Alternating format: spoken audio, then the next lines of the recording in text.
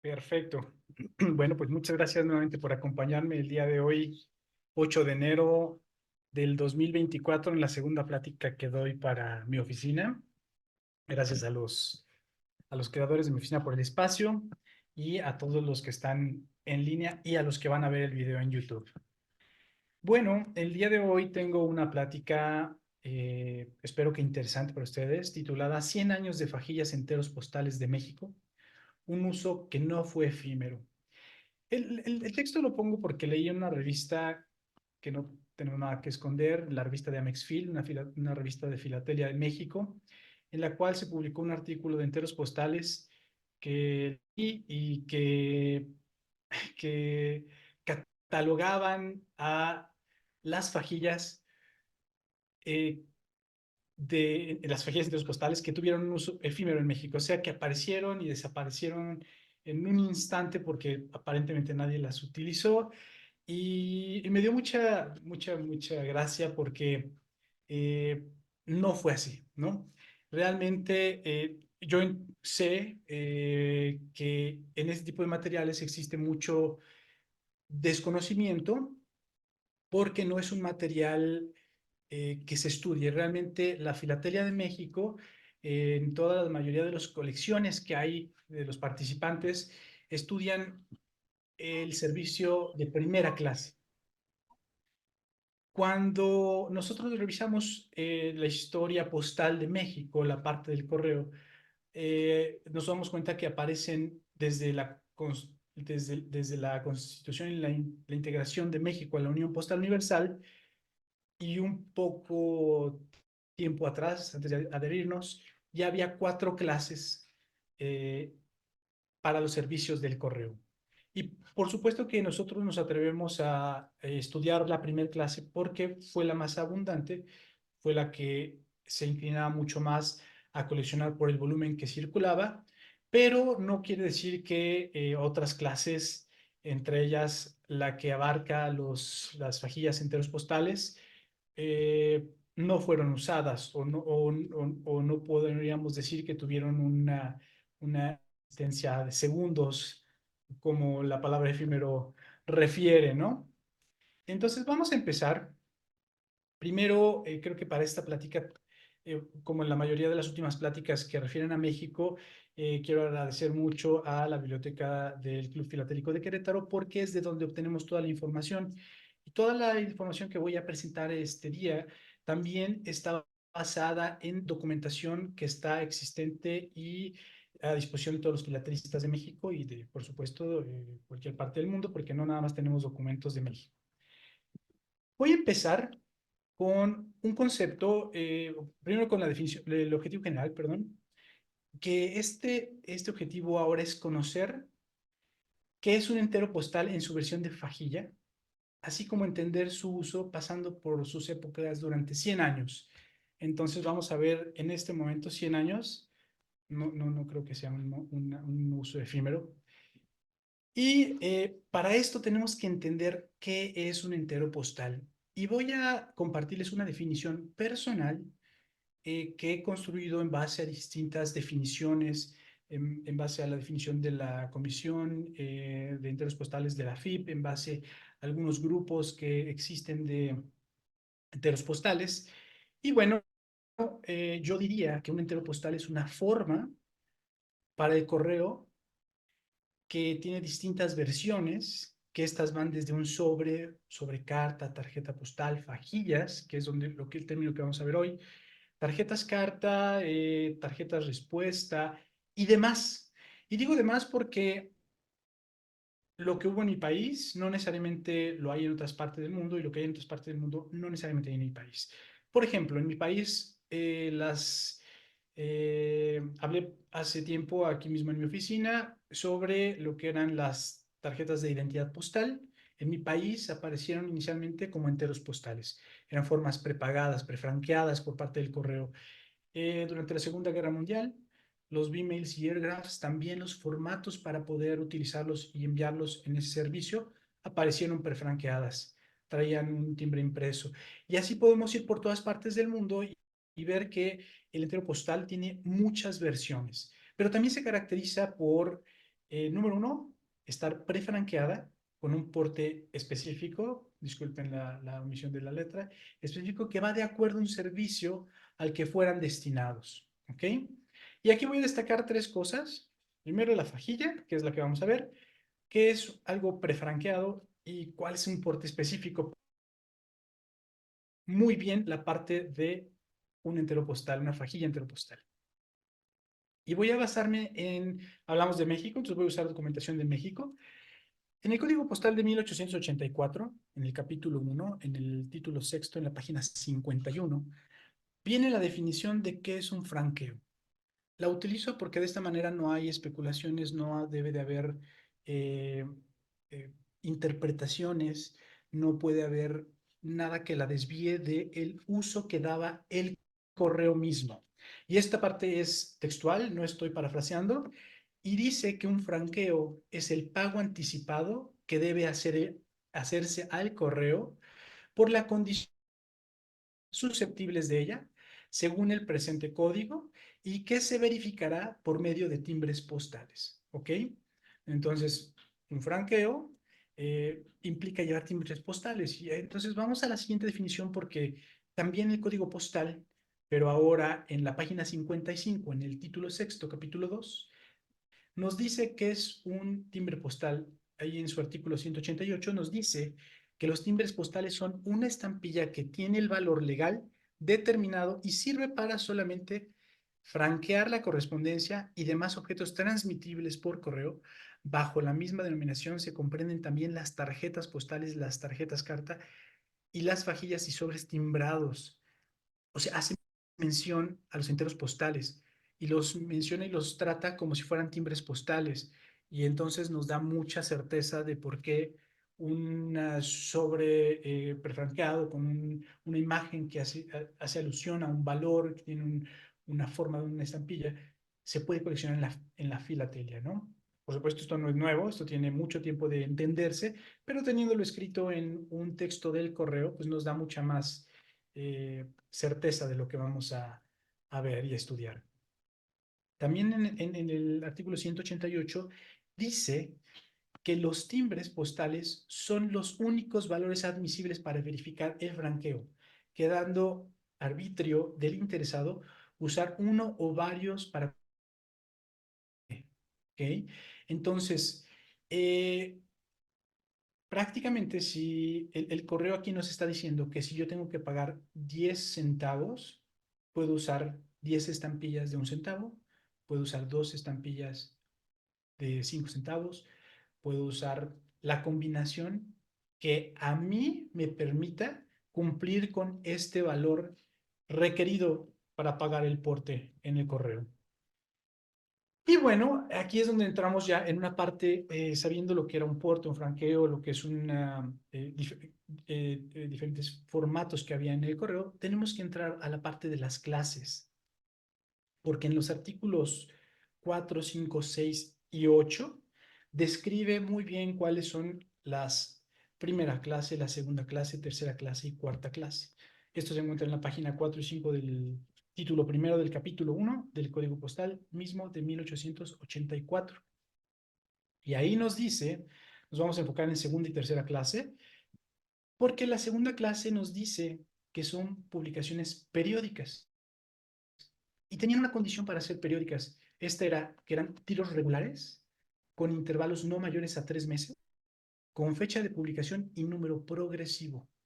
¿Ok? Podemos entender entonces que una gaceta científica, podemos entender que un periódico, podemos entender que información general, que no era correspondencia, de una persona a otra, que era algo para el público en general, entraba en este tipo de categorías. También dice que tenían que tener forma de pliego, tenía que ser impreso, no escrito, y sin pastadura para lo que era la segunda clase.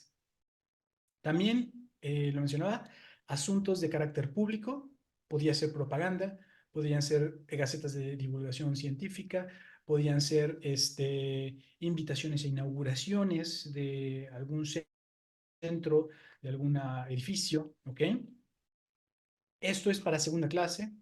Y para la tercera clase dice que son las publicaciones no periódicas, que son, puede ser un libro, pueden ser circulares no oficiales, papeles de negocio, periódicos. También decía ahí que todo el material de preprensa, quería decir muestras impresas, placas para poder imprimir, diseños o bocetos para aprobarse para impresión y en general todo tipo de impreso que no estuviera descrito en la segunda clase. ¿Ok? Entonces todo esto está en el Código Postal de 1884 y cuando nosotros lo leemos ahí tiene una base para todo lo que sigue 100 años después.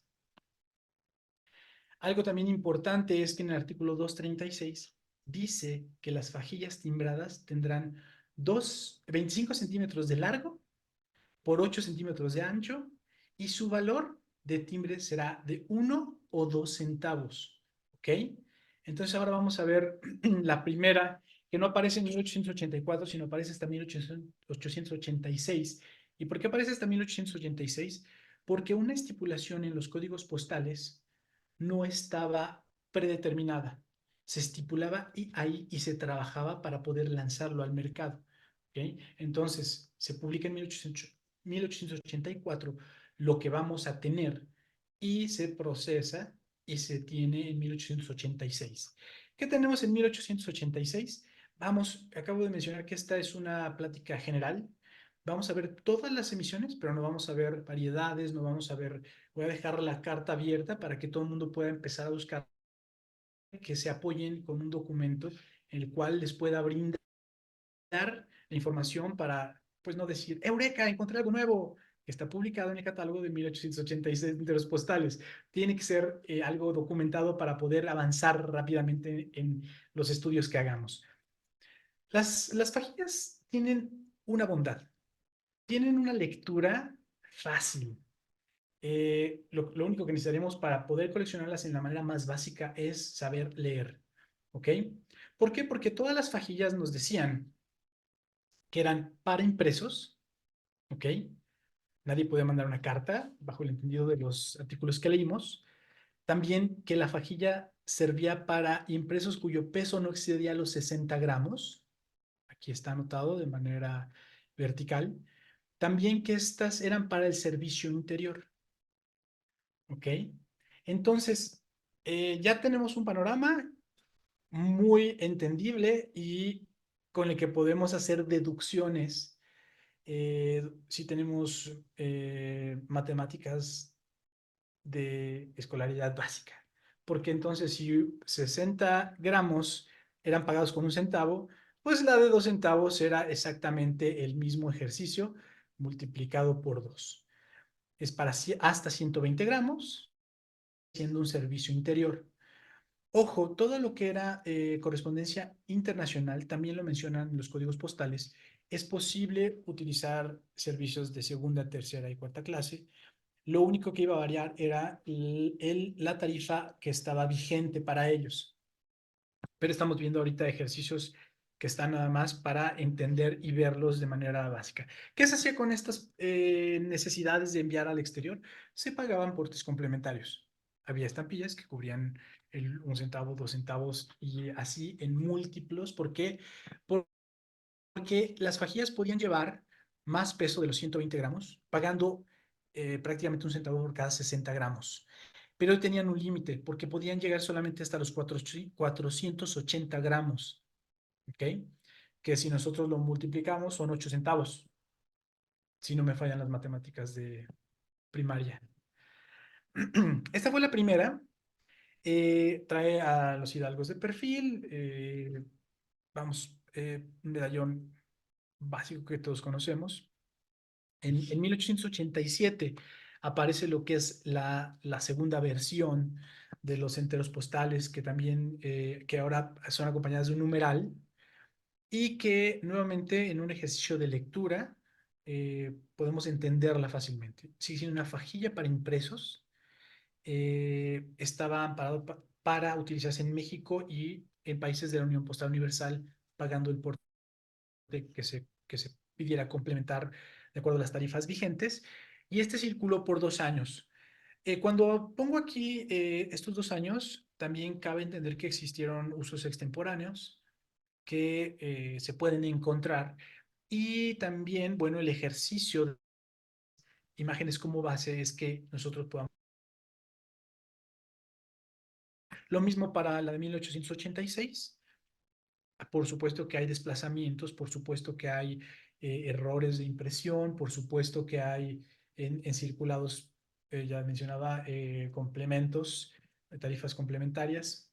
Y la del 86 también se usó en 1887 porque no, en todos estos periodos se emitían nuevas fajillas por demanda porque ya no había cantidades en el mercado disponible y entonces lo que se hacía es hacía un nuevo tiro, pero no se desmonetizaban las anteriores, seguían valiendo 1 centavo y 2 centavos.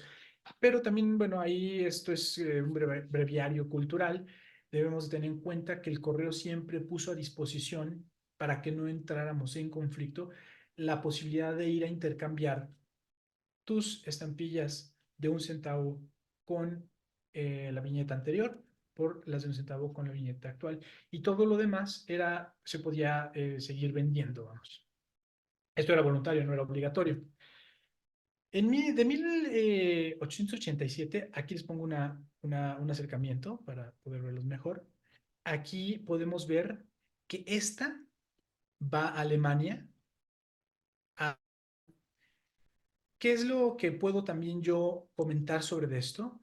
Que la parte de fajillas tiene una dificultad y esta se encuentra en cuáles y cuántos iban pegadas a la fajilla, cuántas estampillas y cuántas eh, iban adheridas también a la gaceta o a la revista o al periódico. Es un tema complejo porque mientras no tengamos la evidencia, no podemos decir cuánto. Se puede saber con las tarifas, pero no podemos saberlo solo con la fajilla, de cuánto fue lo que pagaron y cuánto era el porte a Alemania de lo que iba en esa fajilla. ¿Ok?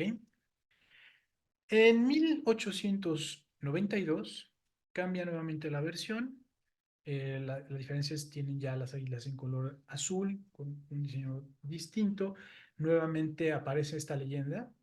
Sirve para impresos cuyo peso no exceda los 60 gramos. Era un estándar prácticamente y siguen siendo para el servicio interior.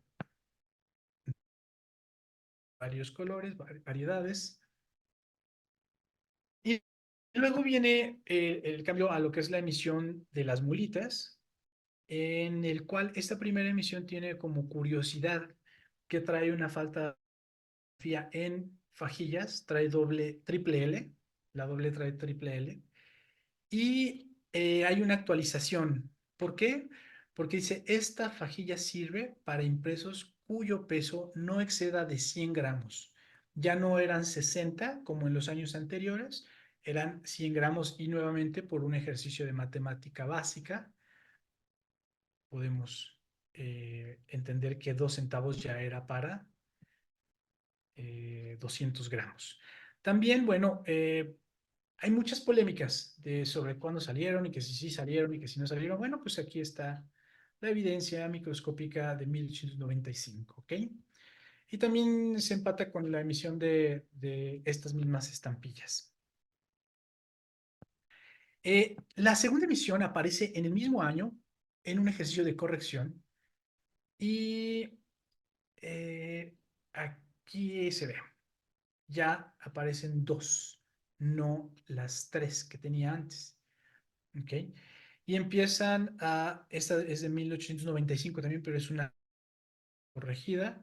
Luego viene una tercera emisión en el mismo año, en donde cambia el diseño, sigue teniendo el servicio interior, sigue teniendo eh, información, sigue siendo 1895, y empiezan a aparecer también variedades de color, tanto en lo que es el sello postal y lo que es todos los gráficos que la acompañan, ¿no? Y viene una cuarta emisión que trae dos colores, una es en rojo y otra es, bueno, naranja rojizo y otra es naranja rojizo con verde. en la de un centavo. Y esta fue la cuarta emisión que aparece en 1895. Después de esta viene una emisión distinta en 1897, que nuevamente siguen siendo las mulitas, pero con una eh, imagen distinta, un escudo nacional, siguen siendo servicio postal mexicano, desaparecen las leyendas de los pesos y el servicio a dónde va, pero mucho de este material lo podemos ver, está dirigido al interior del país, no está al exterior. Eh, no puedo decir que son raras encontrar, porque realmente tuvieron una circulación muy grande y cantidades y volúmenes eh, interesantes. Y también, pues lo podemos ver cuando encontramos este tipo de material, no es costoso, por dos razones. El primero, siempre están muy maltratados, los circulados son extremadamente dañados, porque su uso era muy particular. Ahorita vamos a ver unos ejemplos de cómo se veían las piezas, o un ejemplo armado de cómo se podría ver una pieza. En 1899 entra una nueva emisión que eh, también es conocido como Aguilitas. Sigue manteniéndose la cuestión de impresos. ¿Por qué? Porque la segunda y tercera clase estaban elaboradas para eso. Entonces no va a cambiar esa parte. Aquí lo pongo de cerca. Aquí podemos ver la palabra impresos. Aparecen un centavo en verde, 2 centavos en color rojo naranja, y se mantiene así hasta 1903-1904, donde los colores cambian. Un centavo verde pasa a un centavo lila, y 2 centavos rojo pasa a 2 centavos verde. ¿Okay? No se agregan pesos. Si necesitamos saber los pesos, consultemos el código postal de la época. En el de 1901 vienen prácticamente las tarifas. Esta tiene dos variedades, no son raras, es muy común encontrar el uno ancho y el uno delgado. Todos los catálogos ya de hoy en día, desde el Ferrer hasta los de Mepsi, pasando por algunos de otros países, ya traen estas variedades. O sea, no hay nada para poder mostrarlo aquí hacia ustedes. Insisto, la mayoría de las fajillas están muy dañadas. Eh, ¿Qué más viene en 1905? Viene otro hidalgo de perfil, igual con un centavo en color lila, repitiendo la misma fórmula. Un centavo, 2 centavos, un centavo lila y 2 centavos en verde. Y aquí entra algo interesante. Viene nuestro periodo de Revolución Mexicana y muchos de estos terminan siendo sobrecargados para actualizar el precio. No voy a entrar en detalles si era inflación, si era impuestos, lo dejamos como una sobremarca de los gobiernos provisionales y del gobierno constitucionalista y de todos los revolucionarios que hubo, ¿ok?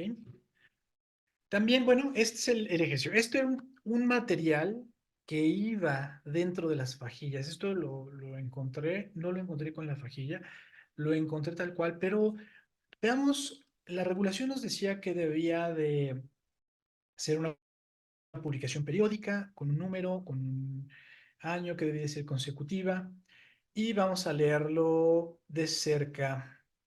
Dice, revista mensual de literatura, ciencias y artes. ¿Ok? De dominio público, por supuesto, cualquiera podría leer literatura, ciencias y artes. Dice que es mensual, no rebasa los 3 meses que nos decía el código. Eh, en otra parte del código nos dice que eh, las publicaciones debían de ser registradas para ser autorizadas clase, principalmente las periódicas, porque recuerden que tenía que tener un lapso. Entonces aquí está, registrado como artículo de segunda clase el 3 de agosto de 1909. ¿Ok? Evidentemente sale del Lerma en México. En la parte de abajo cumple, tiene fecha, tiene año, tiene número. ¿Ok? Entonces, esto Se debe de haber visto así, no es cierto, doblado así, y se debió haber visto así, ¿ok? Las fajillas, adicional a que nos las podemos imaginar cómo estaban circuladas, también se pueden ver en el directorio y en el libro de servicios del correo que manejaron ilustraciones para mostrarle a los servidores postales cómo debían de verse empacadas la mayoría de las clases, incluso paquetería, incluso el envío de llaves, vamos, muchas. De aquí de 1905 viene nuestra revolución, se siguen utilizando los remanentes de las piezas que se emitieron hasta este año y viene 1923 que yo podría siempre concebir después de la lectura de revolución y lectura de todo el servicio postal es re, eh, un relanzamiento muy fuerte en el correo. Entonces, viene en 1923 una nueva emisión, repite esa especie de círculo medallón que traía el águila, pero ahora le ponen nuestro sol azteca o el llamado calendario azteca por razones naturales que estaban ya prescritas. Tenemos este tipo de matasellos, segunda clase, pues entendible también, nada raro.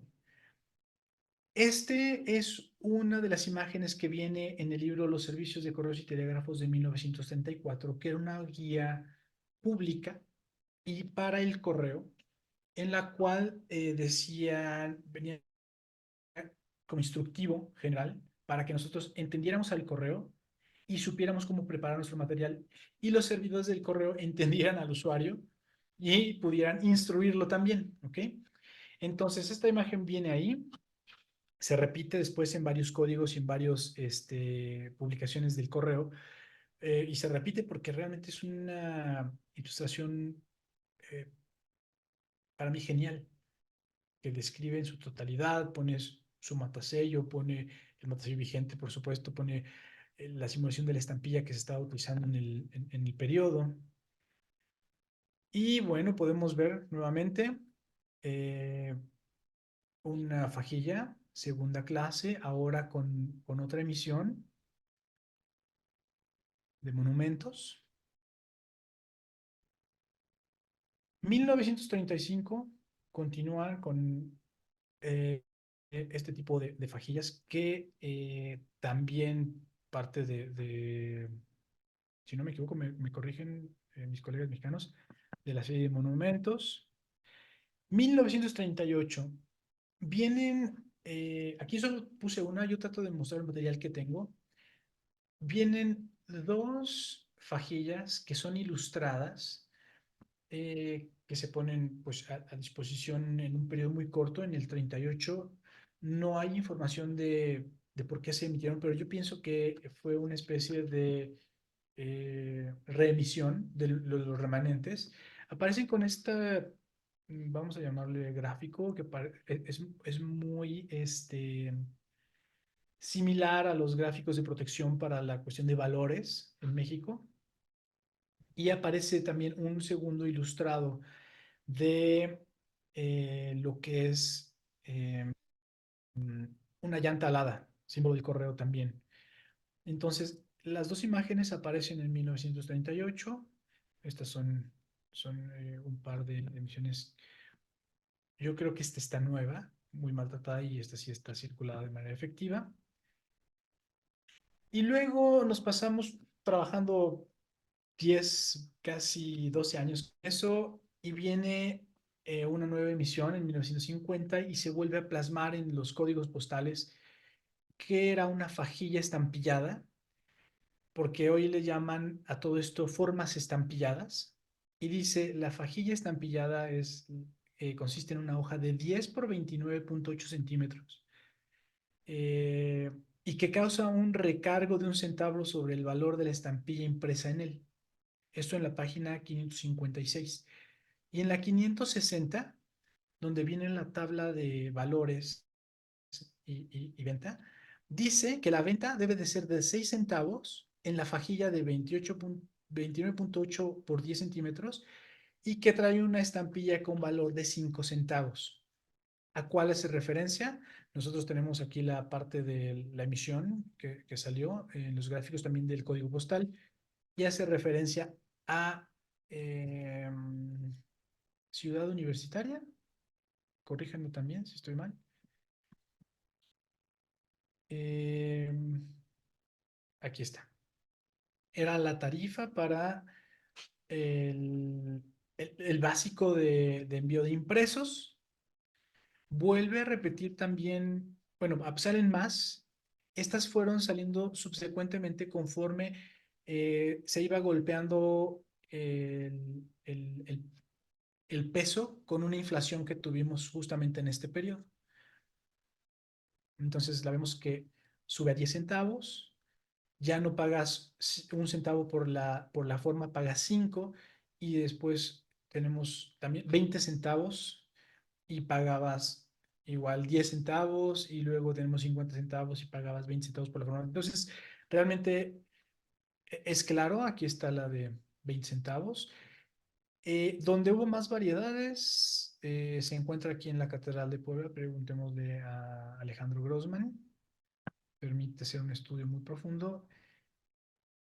Y de nuevo se vuelve a repetir la información en ahora lo que es el libro del directorio de correos de 1964. Es igual un documento público e interno del correo para poder culturizar a la gente y que también el servidor postal supiera cómo iba a atenderlos y cómo instruirlos.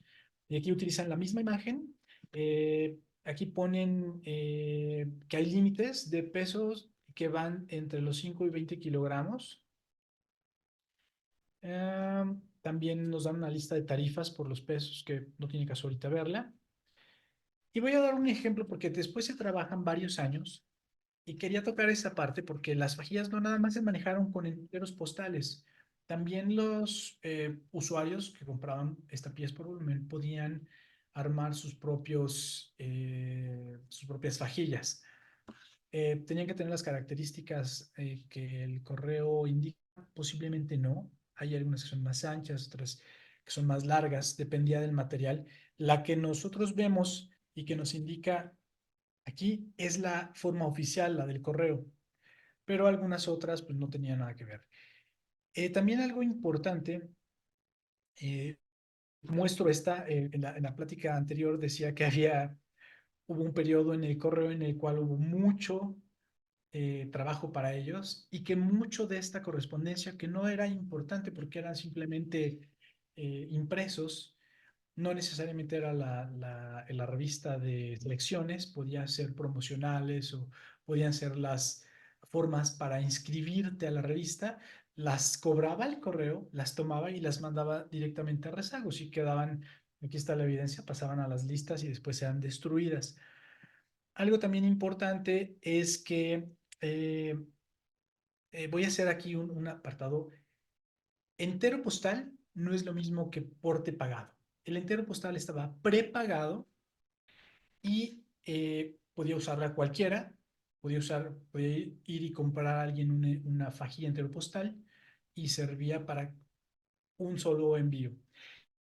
El porte pagado era fue un ejercicio de un servicio en el correo en el cual llegabas a un convenio con ellos y decías, ¿sabes qué? Quiero pagar 500 gacetas.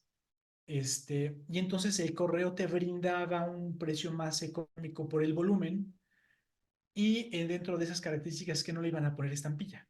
Solamente ibas a poner tú que ya lo habías pagado. Y se ponía porte pagado para evitar que lo detuvieran y lo tasaran. ¿Ok? Entonces, por supuesto que había registros, había permisos en el servicio postal para poder llevarlo a cabo y era un servicio por volumen. ¿Cuál también era la diferencia? Lo vimos en la primera descripción que manejaba de entero postal, es que el entero postal era prácticamente de uso libre también, y este era de uso, bueno, la indicación del porte pagado era de un solo emisor, en este caso Selecciones, y era por volumen, mientras que en el entero postal que tú adquirías en ventanilla podría ser individual y cualquiera lo podría comprar. Pero el ejercicio creo que es interesante ver que no nada más hubo fajillas del correo. Y llegamos al último, que fue fueron las fajillas de México Exporta, que tuvieron igual un valor para el envío y un valor de la forma. En total pagaba 54 centavos esta forma. Y yo nada más puse la de la res para que pudieran ver hasta dónde llegábamos. Pero si nosotros tomamos en cuenta que de 1884, cuando aparecen, llegamos hasta 1980, todavía con México Exporta, pues podemos ver que no fue un uso que se desactualizara como las tarjetas carta o que se desactualizara como las tarjetas respuesta, ¿no? Y tampoco podemos hablar de que tuvieron un uso efímero ese tipo de formas en el correo. Ahora, estas formas que en el Correo de México llaman formas, formas timbradas o formas estampilladas, pues se usaron mucho, sí. También se coleccionaron mucho en el periodo de México Exporta y en el periodo de arquitectura y arqueología, que había un boom en el sentido de coleccionismo de la filatelia. La gente compró cantidades enormes. Además, era el servicio para segunda y tercera clase, lo cual hablamos de un precio muy bajo. Entonces la gente compraba mucho y no las utilizaba. Eso no quería decir que no circularan en el correo. Ahora, ¿qué viene también? ¿A qué viene? Que la cultura del filatelista mexicano era encontrar o recibir un sobre regalado o encontrar en tu puerta, en tu buzón un sobre y llevarlo emocionado, cortarle donde estaban las estampillas, desprenderlas en agua, secarlas, plancharlas y tener en tu álbum una estampilla individual. Todos los enteros postales de México, como no funcionaban de esa manera, no eran del interés del coleccionista y eso es hipotéticamente mi planteamiento del por qué no tenemos material abundante circulado. Porque creo que sí es una eh, de circulación por volumen, porque vamos a ver este ejemplo. Aquí nos dice que en el año 1 ya van en el número 7. Uh-huh. Esto fue en 1910 y obviamente no se hacía una revista mensual con una pieza. Tenían que haber por lo menos centenas. Yo creo que es poco, tendrían que haber miles, lo cual es un sinónimo de que debe de haber miles de fajillas también. Y bueno, no tenemos por qué ir muy lejos. Tenemos también el ejemplo de una de las revistas más populares en México, que fue Selecciones, que conozco gente que tiene sus colecciones de décadas, que tienen, vamos, cientos de emisiones. Una sola persona puede tener cientos de revistas.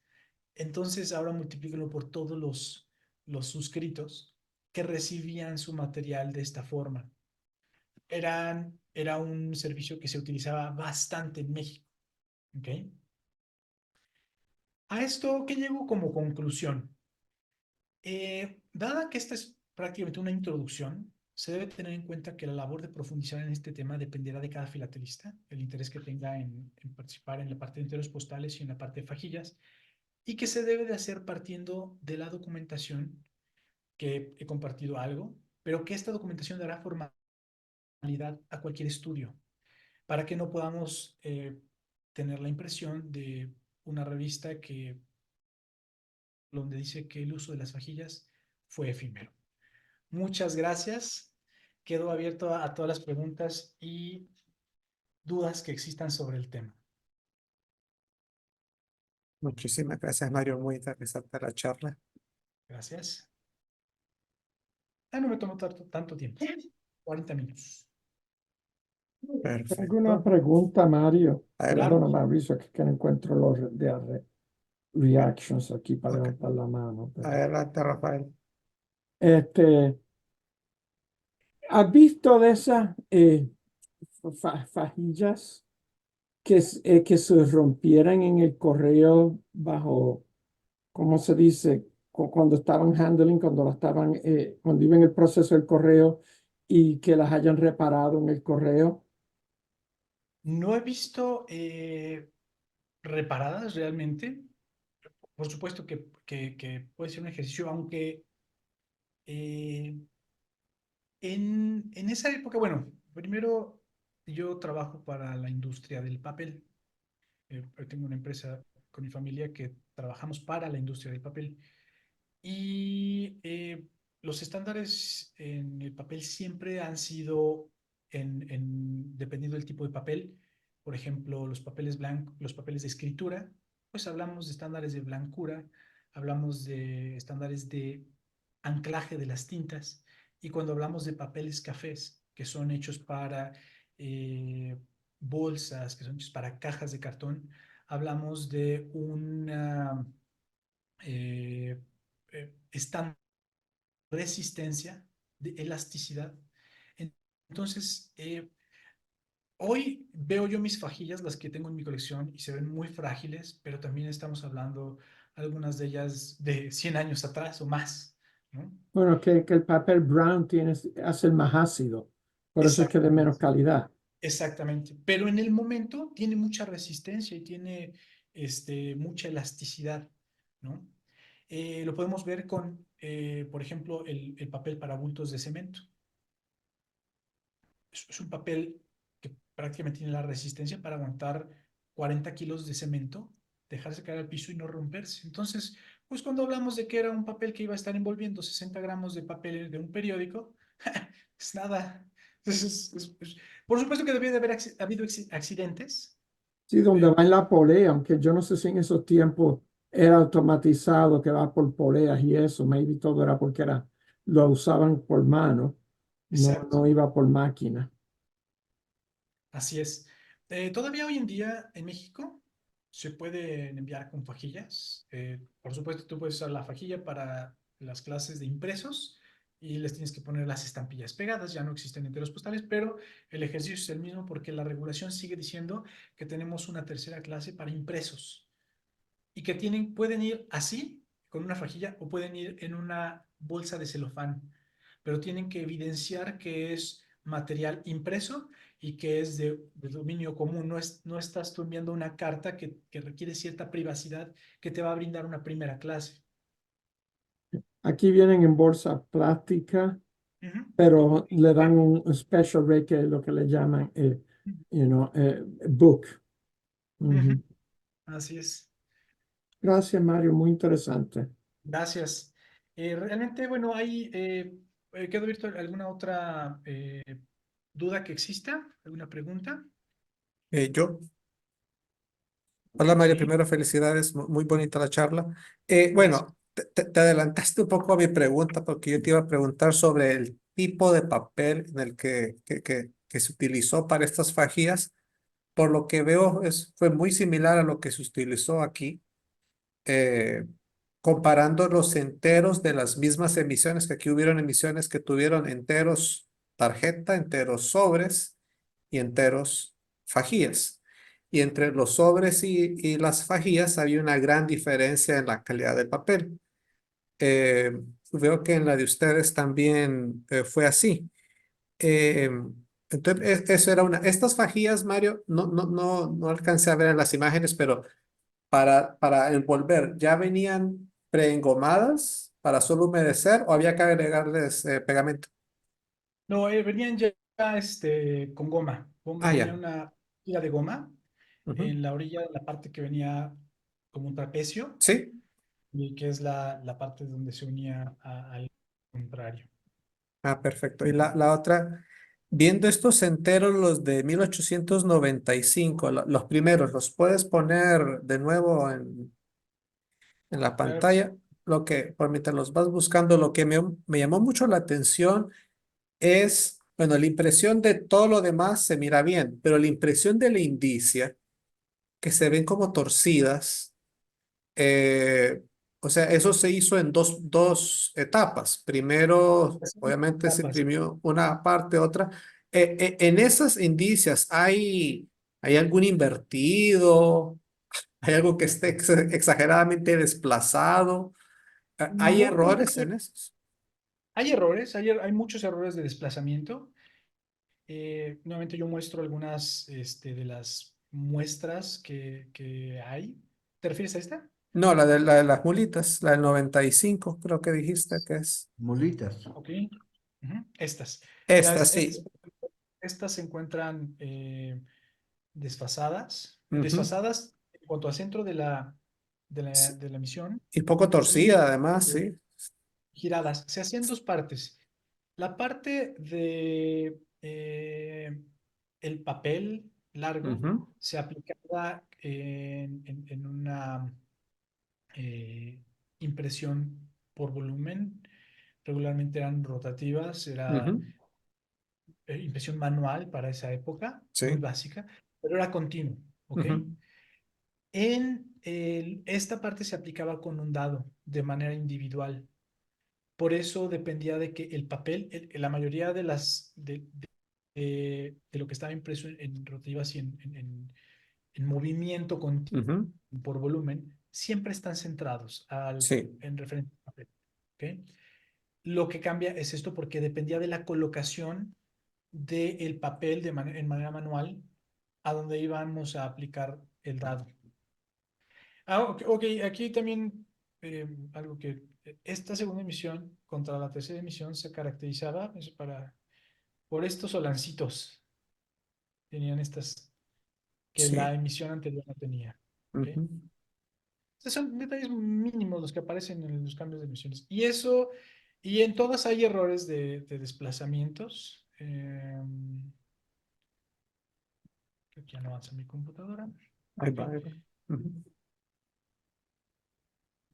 Todas las bien. que tenían dos colores eh, Ujú. tuvieron esa situación de que ya no había una ubicación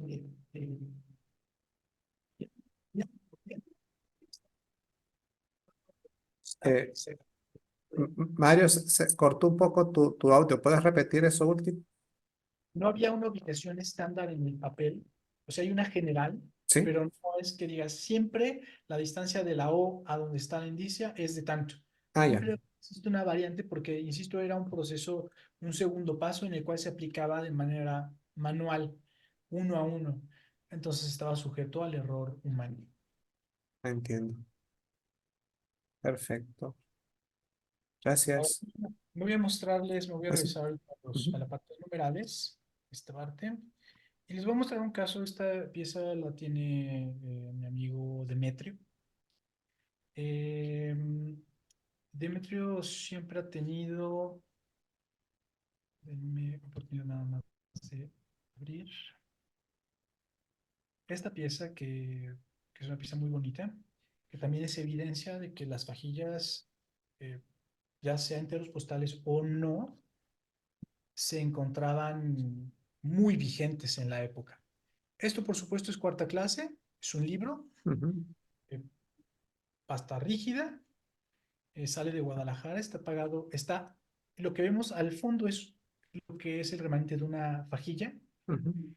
que envolvía el libro y estas estaban sujetando al libro con el adhesivo de los numerales. ¿Ok? Aquí lo podemos ver. Vajilla, entonces, está muy deteriorado, por supuesto, pero es una pieza muy representativa de que el servicio de tercera clase, perdón, en este caso, tercera clase, pues era utilizado como lo decía el código postal. Ujú. Interesante. Sí, interesante. Mario, entonces, Sergio, creo que estás levantando la mano. Así es. Mario, interesante tu charla. No conocía mucho de estas fajas, pero me llamó la atención lo más moderno. Estas fajas de México exporta, no tenía la menor idea. ¿Solo salieron para lo que mostraste, la carne de res, o hay más variedades de eso? Mira, el inconveniente que yo tuve es que tuve que dejar mi ciudad y ya no alcancé a hacer escaneos de más piezas. Ujú. Bueno, pero no es tan, vamos a decirlo, importante, porque estoy planteando la base. No quiero decirte de memoria, mejor les envío ahí en el grupo de mi oficina qué otras fajillas de estas existieron, pero no fue la única. O sea, de México exporta hay varias. Por lo menos una más, si no me equivoco. Ok, bueno, despertaste mi curiosidad. Voy a empezar a buscar a ver qué más hay. Gracias. Aquí es algo curioso. A mí me ha pasado. eh, Cada vez que yo he participado, bueno, yo para FIP tengo participación en 3 categorías. Eh, Temática, que es lo mío, historia postal y tradicional en FIP.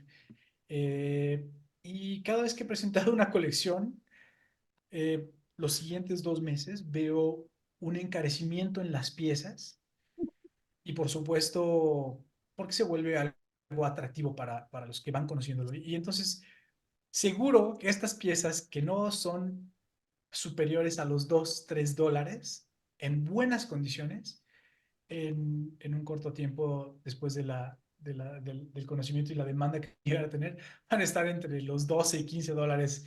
O sea, yo compraba franqueos mecánicos, por ejemplo, que hago mi colección de Marcofilia en historia postal, que los compraba en $1, que hoy no bajan de 20, 18 y hasta $100, ¿no? Entonces es algo que mi oficina también tiene un buen efecto para la bolsa de los comerciantes. Nos Entre pasa a todos. más quieren. Perfecto. Eh, Gracias. perfecto. ¿Alguna otra pregunta o comentario? Ah, Mario, una cosa más al final.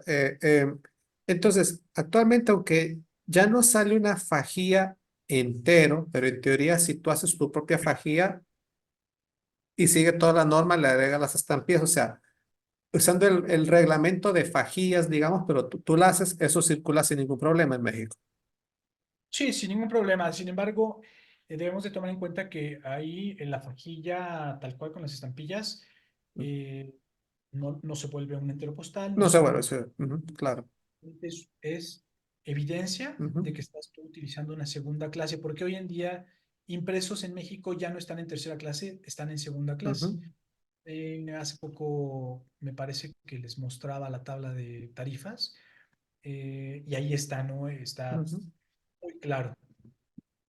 Impresos, que son revistas, que son publicidad no dirigida a la atención particular de alguien, ujú. entran en esa clase y el costo es bastante considerable. Muy interesante. Y sería el misma tarifas, digamos, te lo pregunto porque aquí puedes mandar como con una fajilla, porque yo lo he visto en el correo, muy raro, que alguien mande, sobre todo una publicación periódica, eh, con una fajilla, pero lo que se acostumbra a veces es colocar una bolsa manila, a veces cortan una esquina para que se mire que adentro va un impreso y obviamente dice impresos. Y te agarra la tarifa de impresos, que es mucho más económica que un paquete o que una carta, por el Así peso. Ujú, es exactamente igual en México. Segunda clase tiene requisitos importantes. ujú, Puede ir en sobre, pero no puede ir sellado. ujú, Tiene que ir abierto. O sea, puedes meter un sobre blanco, puede ujú, ser una revista, pero ujú. no tiene que ir abierta la solapa. Ah, ya. Primero, y bueno, estás hablando de que es un impreso que no tiene información de confidencialidad, Ujú, entonces pues, sería lo primero que también ellos te verifican y así te lo instruyen cuando tú vas a comprar. De hecho, aquí les muestro, eh, como mencionaba, las tarifas. Y aquí está la tarifa regular, que es nuestra primera clase, y luego impresos, que si la comparas de un 7 pesos ujú, a un 6 pesos, no es mucho en esto, pero bueno, ya hacia abajo sí es representativo. ujú. Pero realmente en las primeras, no. Aquí, ¿cuál es la ventaja? Que pues estás hablando de ahorrarte, como regularmente la gente lo usa para impresos, Sí. eh, gacetas, invitaciones, Ujú, las universidades lo utilizan mucho para promover las carreras y las envían a otras universidades ujú, o a los de interesados. pues si van a mandar 1000 temarios, pues ya se ahorraron 1000 pesos, ¿no? Ujú. Cuando la gente que paga 7 pesos, pues no tiene forma de ahorrárselo. Sí. Ah, ya. Perfecto. Ahí miro una mano en alto. Rafael. Sí, una pregunta más. ¿Que se considera solamente en México impresos cosas que sean magazines o un CD? No necesariamente. Decía, por ejemplo, puede ser un folleto, un díptico, un tríptico, una hoja doblada. No, no, pero digo que, por ejemplo, un CD, aquí le llaman media. Ya no se usa impreso, aquí le llaman media mail. ¿Qué Sí, quiere decir? Libro, puede ser CD o un VHS o... sí, de hecho es exactamente también lo mismo, mientras no sea, por ejemplo, una chamarra. Una chamarra también la puedes mandar por correo, pero se va a lo que es tercera clase, que se va como otros objetos y tiene que ir empacado y va con otra tarifa distinta. Pero mientras sea todo lo que sean medios publicitarios, un CD, incluso en algún momento también, no sé si platicamos de que en México estuvo el cassette que tú grababas en Ujú. tu grabadora y lo mandabas por VHS, ajá, o hablaba cassette. exactamente No, lo mismo. cassette de audio, Rafael. Sí, El sí, cassette sí. de Ujú. audio. Lo mismo, sí, ok, Sí, sí, pues sí, no, sí. pero Ujú. magnetic media. Sí, sí, sí. ¿O alguien está enseñando algo aquí, Luis? Ah, perdón, aquí Podría. te voy a anclar para que se mire. Espérate, ahí. Ahí está. Ponlo Eso más es. grande, No, Mauricio. no, ahí está para todos. Oh, no lo No, veo. no, yo creo que lo pusiste solo para ti. No, perdón, déjame ver. Espérate, lo voy a poner. Spotlight, perdón. Aquí. Ah, no, no. Ahora estás tú. Ese soy yo, perdón. Que se movió. Ahí. Ahí está. Perdón, no sé si lo ven. Sí, lo vemos. Solo muévelo un poquito más a tu derecha. Ahí. Ahí está, exactamente. Ah, ese es. Sí, Ah, mira, a ver, exactamente. Sí, Cassette. cassette. Ajá. Ah, qué bueno. Rafael. Pero esto era del correo oficial. Ajá. O sea, tú Sí. ibas y lo comprabas, lo grababas y ya lo enviabas. Ok, eso ya tenían eso ya hecho. es Sí, que nomás salió una vez, donde sí, recuerdo. Muy Pero por lo efímero. menos. Ujú. Ah, qué es interesante. casi efímero. Pero Yo he visto uno de los años Gracias, 60 Luis. circulado como fono postal todavía. el fono postal exactamente fue algo similar. Sí. Sí, bueno, Perfecto. ahorita tocando lo de Ujú. Jorge, eh, no, prácticamente todos los enteros postales pues eran emisiones oficiales.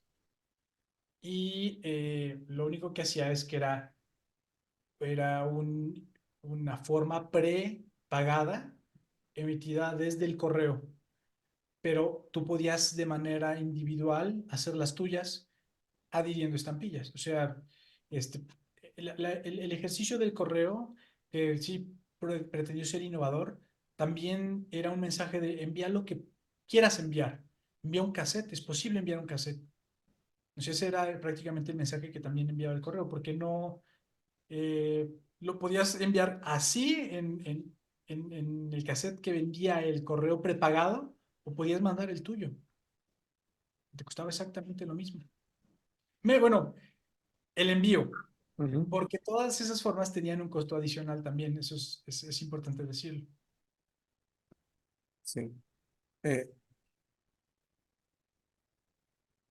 Permíteme, que tenía otra pregunta. Ahorita que mencionaste eso de estos otros servicios como el cassette. Esto que me dices, bueno, que fue efímero. Ah, fue esto una política del correo como de experimentar para traer nuevos servicios. Exactamente. Ujú. Y no nuevos servicios, sino para... Nuevos productos, mejor dicho, nuevos productos para los usuarios. No, realmente era demostrarle a la gente que Ujú. podías enviar lo que quisieras por correo. Todavía hace 4 años atrás podía enviarse cerámica en el Correo de México. Mm. Había un póster grandote que decía envía tu cerámica bien protegida con cacahuate, con O sea, y tenías tarifa de otros objetos Ujú. publicitarios y mercancía comercial y te decían envíala, ¿no? Eso creo que quedó totalmente atropellado cuando aparecen eh, AliExpress y aparece Amazon y empiezan a hacer volúmenes grandes de envíos que Ujú. dejaron al correo ridiculizado, ¿no? Y las Ujú. paqueterías se hicieron mucho más eficientes en la cuestión de envíos que hoy en día me dijeron, "No, pues ¿para qué mandas una cerámica por correos? Entonces, somos completamente ineficientes y ya Ujú. quedó como artículo prohibido, ya hoy no puedes enviarlo. Ay, interesante. Mario, bueno, casi que al principio de estas charlas de mi oficina, vimos una vez una charla, creo que era de Brasil, de unas fajillas parecidas a estas, en donde en Brasil, si no me equivoco, hubo gente que las pegó una con otras como para armar un sobre y usarlas como sobres. ¿Has visto algo parecido en México? Que no lo usaran como fajillas, sino que las pegaran para armar algo más grande y sumar los portes. Mira, he visto, eh, es que también, bueno, lo voy a decir como es, yo no tengo Ujú. este, pelos en la lengua. Ujú. He visto en manos de comerciantes Ujú. sin cancelaciones claras, nítidas, o sea, y en ningún otro lugar. ¿Qué quiere decir? Pues que son obviamente fantasías de comerciantes que buscan especular mucho. Sin embargo, sí hay, bueno, y primero, por qué digo especular? Porque siempre hay una, vamos a llamar, un contubernio entre lo que es el servidor postal, que es tu cuate, y Ujú. tú, y se les ocurre decir, vamos a mandar hojillas de información de filatelia pegadas en una caja. Sí, sí, sí, sí, ahí van, y lo mandan. O sea, lo mandan efectivamente, pero está prohibido. O sea, en los reglamentos dice claramente, está prohibido enviar ese tipo de materiales. Y entonces, ¿quién lo mandó? Pues el comerciante, lo cual es cinismo absoluto, ¿no? Ujú. Otra de las cosas es que el correo decía que las tarjetas postales estaban prohibidas utilizarlas como porte de carta. Ujú. Las tarjetas carta estaba prohibida utilizarlas como sobres, Ujú. ¿ok? Y viceversa. Entonces, eh, eso, eh, si tú lees la reglamentación, Ujú. es evidente que no se podía, pero ninguna parte de la reglamentación dice que no se podían utilizar dos sobres para cubrir un porte. Ujú.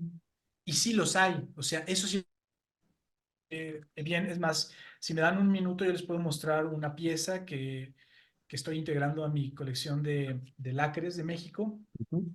un ejercicio muy, que nos estamos saliendo un poco del tema creo, pero creo que es importante. Siguen los enteros, así que Las estamos, fajillas, estamos borderline, pero exactamente, vamos a poner, casi siempre te decían que la fajilla tenía que estar actualizada si ujú. tenías tú que pagar este en lugar de 100, de lugar de 200 gramos, Ujú. 400, Ujú. tenías que agregar 2 centavos más, Ujú. ¿ok? Entonces, ¿pero qué hubiera pasado si alguien hubiera unido dos fajillas de 2 centavos? Ujú. O sea, no sé si a nadie se le ocurrió, pero cabe la posibilidad de que eso sea viable, Ujú. porque nunca estuvo prohibido el ensamble entre piezas, solamente estuvo prohibido utilizar unas para los servicios de otras. Ujú. Es lo que yo he estado leyendo, o sea, Sí. puedo equivocarme, pero es mi opinión en este instante, ¿no? Ok. Eh, y entonces denme un minuto si tienen alguna otra pregunta, podemos irla contestando. Voy a buscar la imagen para mostrarles que estaba, o sea, que en el reglamento nunca dice que no se podían utilizar para ensambles entre el mismo servicio. Ah, Entonces voy por por el... mientras la buscas, Mario, ¿podías certificar un impreso? No, Ok. en los primeros años no se podían certificar. Eh, hay algunas piezas que sí se mandaron certificadas. No sé si fue realmente una cuestión de falta de preparación por parte de los servidores postales, Ujú. de la gente que estaba atendiendo, porque también se supone que en los códigos postales dice que hay clases que no se pueden certificar. No sé cuál, no tengo presente. Tendríamos que ir a una plática y tendría que documentar Ujú. bien, pero pero sí dice claramente que hay clases que no se pueden certificar. Ujú. Entonces, eh, por ejemplo, ¿qué sí se puede certificar? Bultos postales. O sea, los bultos postales, te lo dice claramente la regulación. Todo bulto postal debe de ir con carácter certificado. Y tienes una ¿Perdón? registrada, No, Sí, no, es código postal. pero no es una fajilla. Ah, ¿te refieres fajilla? No, Fajilla, fajilla sí. no. un sobre. O sea, Fajilla de Fajilla no. impresos. Ah, ya. los sobres, Sí. claramente, o sea, muchos, bueno, de hecho, todas las cartas pueden registrar, eso es una tarjeta, eso es un Ujú, sobre. Una carta. ujú, Ujú. Lo que no se podía certificar era la fajilla. ujú. Yo conozco Interesante. en Argentina fajas postales certificadas, pero obviamente no es el caso de México. Exactamente, también eso es. Se ve que alguna vez mandaban con alguna cierta urgencia o Sí. salía del porte y lo único que tenían para ponerle la faja, le ponían, lo adosaban y lo mandaban. Depende siempre de la necesidad del envío.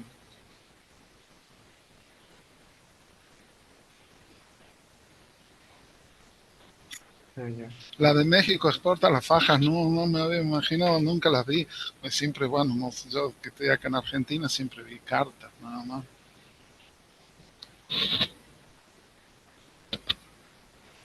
Yo aquí, esa es la parte siempre en la que intento considerar que el hecho de que uno no lo haya visto, no quiere decir que no exista, ¿no?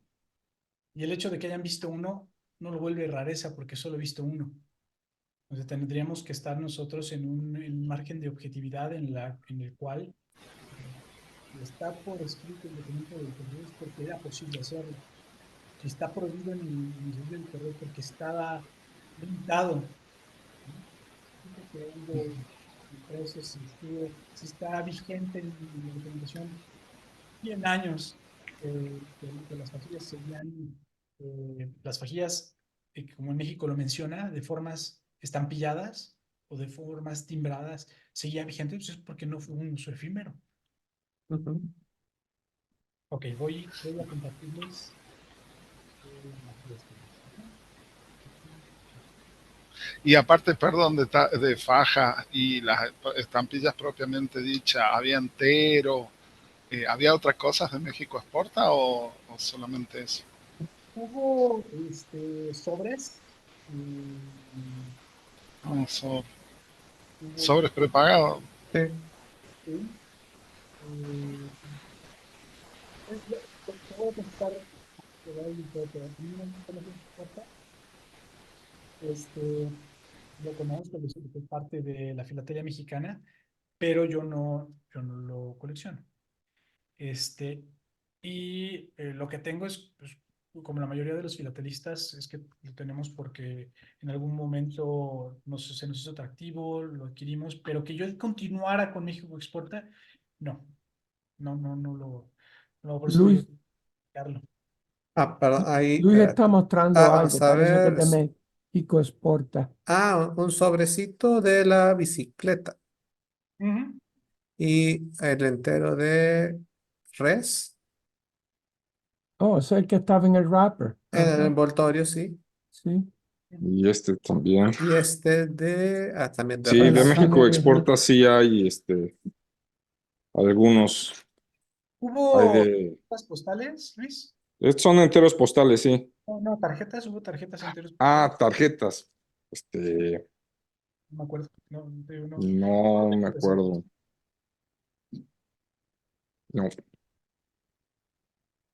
No, no las tengo aquí a la mano. Yo no me acuerdo. Tarjetas postales. Pero por lo menos los sobres sí hubo sobres Ujú. exactamente con la bicicleta, con la res. mm, y creo que ya. Ok. ¿También hubo fajilla con la bicicleta? ¿O nada más fue la ¿Perdón? res?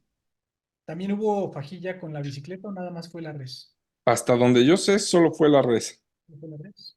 Hasta donde yo sé. Aquí en el catálogo que mencionas de Mepsi, ese tiene la solo la fajilla de la res y la tiene para el año 1975 con question mark porque pues no tiene la fecha. Tú mencionas que 1985. Yo no sé, yo no sé cuál es el año.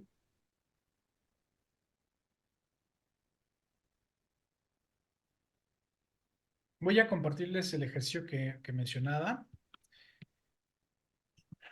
Esta es una tarjeta entero postal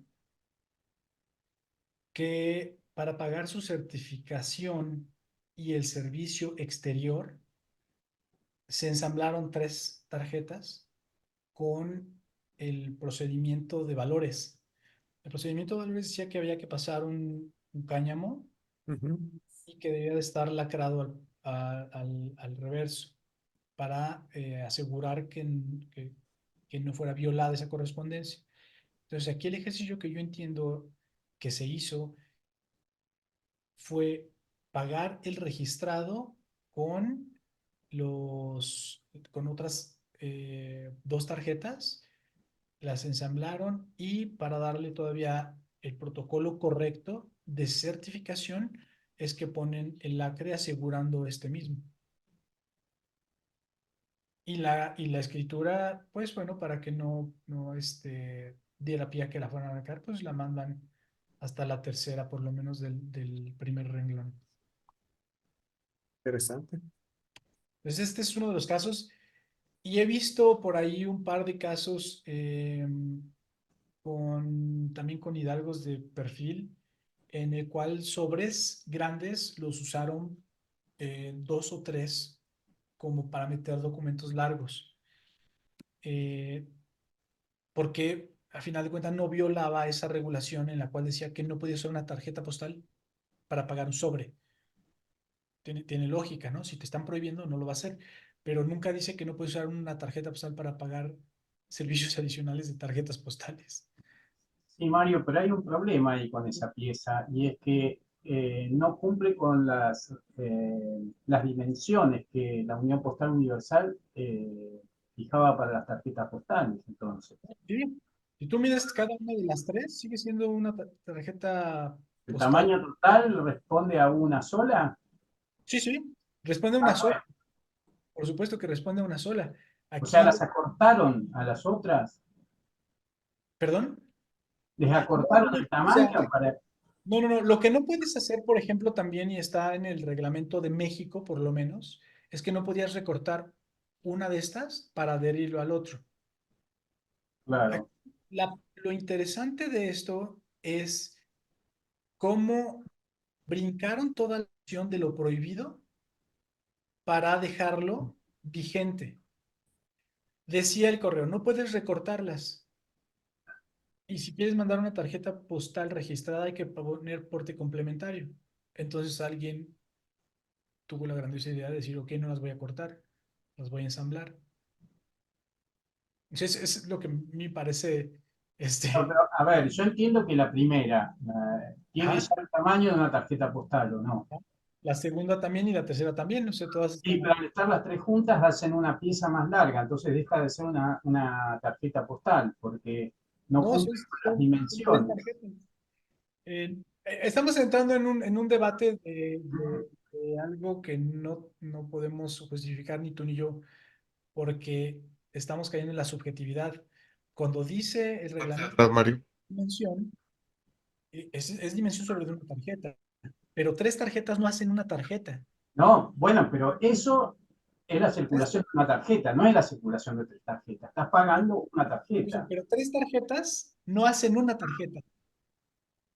O sea, no estás tú enviando una tarjeta, estás mandando una tarjeta con 2 adicionales para el pago de los servicios registrados Y la pieza supera el... del porte Yo internacional, te porque digo porque de Argentina he visto tarjetas tasadas porque justamente no cumplen con el tema de las dimensiones, por ejemplo. Me acuerdo una que tenía que se abría la tarjeta y era doble y se la tasaron, porque no tenía la dimensión que correspondía a una tarjeta postal de acuerdo a las normas de la UPU. ok, pero es que, bueno, no puedo debatirte nada de Argentina porque no es mi área, No, no, puedo- pero estos son normas de la UPU, no son normas de Argentina. Pero Miguel, pero la- piensa la cantidad de tarjetas que la- circulan, la- que una se haya pasado, o sea, no, no, no. Sí, pero en Alemania no se La pasaría, Unión no se Postal va, no sé. Universal, denme oportunidad de terminar. La Unión Postal Universal nunca reguló el correo, siempre recomendó y estandarizó. Y cada país tenía su propia regulación en base a eso que la Unión Postal Universal proponía. ¿Ok? O sea, creo que hasta ahí debe ujú, de... La Unión Postal nunca reguló, nunca ha regulado estrictamente a los correos. En las convenciones llegaron a acuerdos de poder hacerlo para todas, pero nunca reguló tampoco las tarifas, por ejemplo. No, de hecho, Estaban esta de parece acuerdo, que sí. circuló y circuló bien. ujú. Entonces, por eso te digo que creo que vamos en un debate de lo subjetivo, porque tú aquí ves una sola tarjeta y yo veo tres tarjetas ensambladas. Sí, sí, pero como servicio vos estás circulando una tarjeta certificada. Ese es el servicio que estás pagando. Ujú. Una tarjeta Exacto. certificada. Exacto, sí, sí, sí. Lo cual sí estaba, en esta época estaba permitido, porque ya para 1950 las tarjetas postales dejaron de certificarse, porque también una de las razones es que las tarjetas postales, bueno, lo que tú pagas como certificación de una carta es su confidencialidad y la protección en el uso y el transporte, etcétera, etcétera. Lo cual, cuando tú registrabas una tarjeta postal, se perdía completamente ese servicio. Entonces, en México llegó el punto en el que dijeron, no más tarjetas postales registradas. ¿Que las hay? Sí. O sea, pero porque siempre hay excepciones, siempre hay a lo mejor empleados que no leyeron el nuevo comunicado, siempre hay, siempre tienes amigos en el correo que te dicen, te la voy a circular, ¿no? Mm. Echan 4 hojillas y las ponemos como porte, ¿no? Eso es lo que pasa. Entonces, eh, siempre va a haber excepciones, eh, pero creo que la regulación es muy clara. O sea, en este periodo sí se podían dar portes, lo que no se podía era, no se pueden cortar las tarjetas, ni sobres, ni tarjetas cartas para pagar portes, y no se podían utilizar unas para pagar las otras. Ujú. Al Eh, menos en México. Yo no puedo debatir Argentina. Eso a mí me queda muy claro. sí. Mario, tenemos mano en alto de Jorge. Quería, dos temas, Mario. Quería ver otra vez por atrás esa pieza, si puedes ponerla.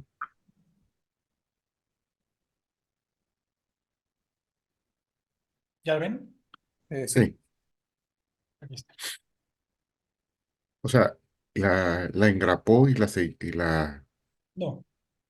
Eh, No, la la cosió cuestión y y además le puso lacre, la lacra. lacró para no lo que... puso él, no lo puso él porque los lacres no estaban a disposición de la gente, Ah, local. entonces le hizo Los, el correo. Ese dice correos. Si puedes ampliar la imagen, Mario, para de que hecho, se Sí. el lacre. estaba para correos, o sea, esto no estaba, Ah, estaba a la mano de los usuarios del correo. claro, Este correo era interno. ya, está cosida y Y Ujú. ya. el coserla era un procedimiento que se usaba cuando se enviaban valores declarados en México también. Sí, sí. Bueno, quería mostrar algo que me acordaba yo haber visto. Si quieres, quita eso, Mario, para poder yo mostrar lo mío. Una pregunta antes de que lo quite Mario. Quiere Perdón, decir que si adelante. pagó el porte correcto, quiere decir que el correo le convenía más porque solamente tienen que llevar una en vez de ser tres, sortearla 3 veces, ¿right? Ah, Sí, sí. paga prácticamente el servicio internacional y registrado. Porque las tres tarjetas son, bueno, 2 tarjetas son para el servicio interior, o sea, de México, de la Ciudad de México, de cualquier estado a otro estado, y 3 centavos era una tarjeta de uso urbano, es una tarifa urbana, quiere decir que se enviaban dentro de la misma ciudad o áreas metropolitanas. Ah, Ujú. preciosa. Fueron Gracias y Pero, perdona, o Jorge. sea, dos perdón. servicios para pagar, perdón, dos servicios, 2 servicios interiores y uno urbano, para pagar un servicio registrado internacional.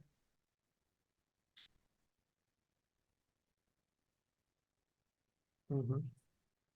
Bueno, déjame compartir esto ahorita que hablábamos de fajillas registradas. Aquí hay una. Me acordaba de haberla visto. ¿Dónde quedó? Se me perdió. Ah, a ver, déjame dejar de compartir para buscarla otra vez. Perdóname.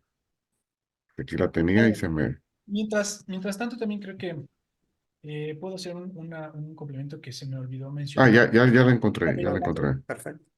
Aquí está, un segundito, ahí va.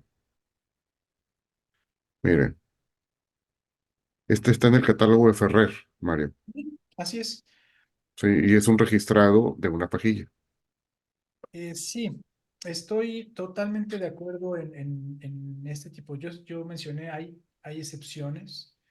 Eh, También por ahí en eBay hay un par más de fajillas registradas, pero lo más práctico podría ser que yo les demuestre con la regulación del correo, ¿verdad? No, sí, pero lo que estamos hablando es que sí existen, ¿verdad? Ese es el tema, No, no la regulación, por yo no dije supuesto. que eran, Jorge. Dije que no eran eh, la forma correcta de ser. O sea, lo mencioné también. Hay comerciantes en México que agarran una caja, le meten lo que vayan a enviar y utilizan las hojas informativas, las de primer día o sobre Ujú, día, para pagar portes. Eso está mm, prohibido. Está completamente prohibido, pero ahí está. O sea, no porque ellos lo hicieron ya es válido. ¿Estás de ya. acuerdo? Ujú. Lo mismo con ese tipo de elementos es cierto, existen, pero no quiere decir que fueran el uso común o el No, regulado no, no, ante el correo. Entonces, eso está definitivamente. clarísimo. Sí existen, o sea, no lo voy a negar. Lo que sí, mi postura es, este tipo de material se brinca la regulación y en la mayoría de los casos puede turnarse o interpretarse como material a veces pues filatélico, con fines solamente coleccionables. Eh, hay muchos ejercicios interesantes que intentaron hacer eso y en todo ese proceso terminaron siendo excelentes piezas, por ejemplo, de multas internacionales, de multas de tasados, excelentes ejercicios de, de filatelistas con el nombre, o sea, un Eduardo Aguirre, muy específicos que intentaron enviar material de manera filatélica y que fueron atrapados en el correo y que los multaron y todo y terminó siendo una excelente pieza postal con un inicio meramente comercial, ¿no? Filatélico. Ujú. Eduardo Aguirre fue un comerciante de Sí, sí, sí, sí. Ujú. muy reconocido y muchas de las piezas con sobreportes de envío urbano, ¿no? Se enviaba el de la Ciudad de México a la Ciudad de México cuando eran 3 centavos, se los enviaba con 25. O sea, obviamente no es una pieza que tenga el carácter, Ujú. una formalidad postal, ¿no? Es meramente filatélica. Muy bien. Una pregunta más. No miro más manos en alto. Ya todos Sí. corrieron a comprar la de México Export, ¿verdad? Va a subir de precio. Va a subir de precio. Ok, bueno, así que nuevamente, Mario, felicidades por la charla. Muchas gracias, Mario. Muy Gracias interesante. por estar aquí acompañándome. Y el día de mañana.